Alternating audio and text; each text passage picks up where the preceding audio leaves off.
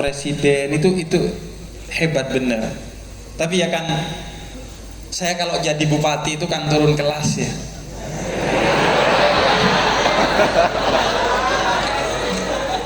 Ya masa dari Habib ke bupati itu loh. Wong anak presiden aja salaman ke saya.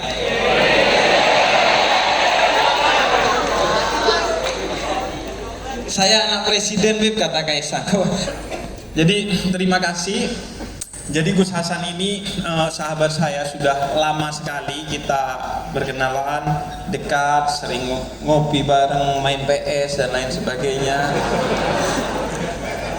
Terus ketika Gus Hasan menjadi PJ Bupati Kudus, maka saya berniat untuk terus menemani khususnya anak-anak muda di Kudus, karena paling tidak itu tradisi dari ulama-ulama dalam Islam, bahwa kalau mereka memiliki kedekatan baik nasab ataupun nasib dengan pemimpin, maka mereka memanfaatkan kedekatan itu bukan untuk dirinya. Misalnya Imam Ghazali dan lain sebagainya itu ketika dekat dengan para pemimpin di zamannya, mereka itu memasuki ruang-ruang pemerintahan bukan untuk memanfaatkan bagi dirinya, tapi memanfaatkan bagi umat.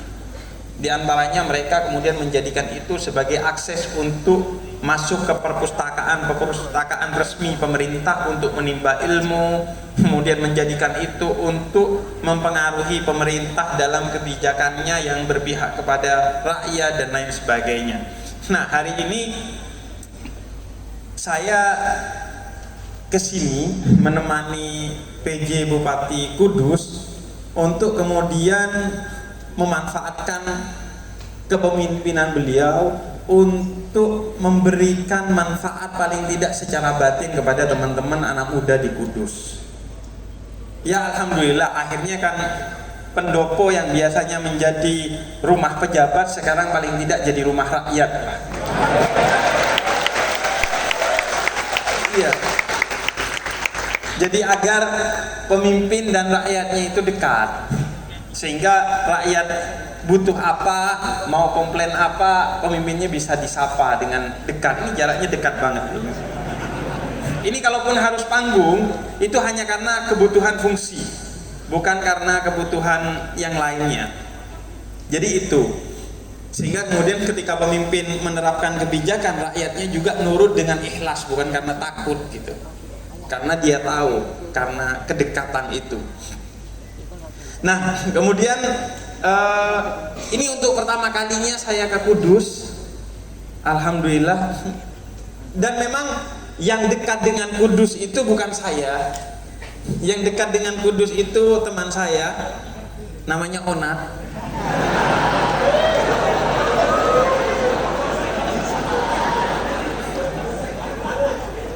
Walaupun nggak deket-deket banget, dia itu ya lumayan deket dengan Roh Kudus.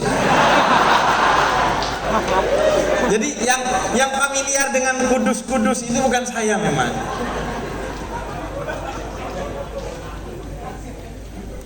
Kemudian senang sekali jadi bisa bertemu, tapi saya izin bahwa saya menyampaikan beberapa hal yang tadi sudah saya diskusikan dengan Pak Bupati, apa yang sekiranya perlu saya sampaikan. Selebihnya nanti kita tanya jawab aja, agar saya menyampaikan bukan apa yang ingin saya sampaikan, karena yang ingin saya sampaikan belum tentu kalian pengen dengar dari saya, tapi biar kalian yang bertanya nanti saya jawab, agar saya menyampaikan apa yang ingin kalian dapatkan dari saya. Jadi lebih ke ngobrol-ngobrol aja lah nanti.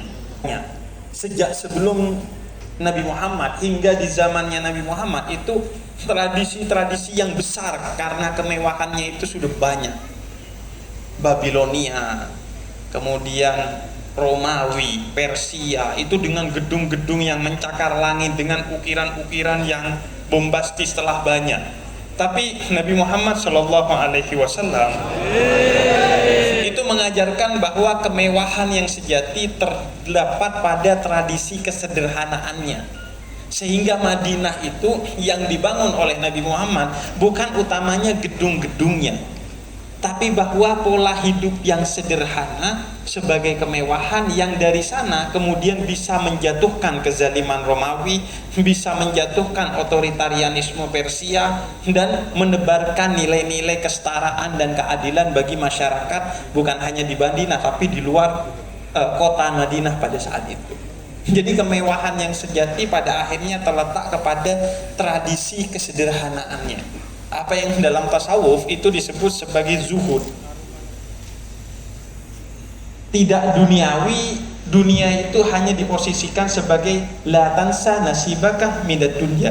Gak lupa aja. Dunia itu bukan untuk kemudian diingat-ingat terus, tapi paling tidak gak lupa aja. Makan itu paling tidak gak lupa, bukan pikirannya makan terus, enggak. Paling gak lupa makan gitu. Karena itu kadang-kadang kita itu butuh pasangan untuk mengingatkan makan. Iya kan? Kan biasanya pasangan kalian itu